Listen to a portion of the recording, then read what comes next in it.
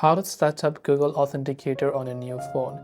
Now, setting up a Google Authenticator on a new phone is not that much of a rocket science.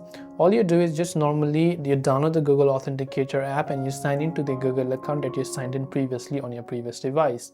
If your codes were backed up to your cloud, so if I tap on this cloud icon here, it says your codes have been saved to your Google account. So all of these accounts and codes will be saved to my Google account, and no matter on whichever device I log in my Google account and use Google Authenticator, I'll have the codes set up and ready for use. Otherwise, what I can do is I can tap the three lines icon from the top left from the previous device, go to transfer codes, and I can export these codes on a newer device. Once I've exported the codes and transferred it, I can select import the codes to scan the QR code and bring the new codes in. That will set it up on my newer device if you don't want to save them to cloud, that is. So I hope this video helped you as to how you can set up Google Authenticator on a new phone.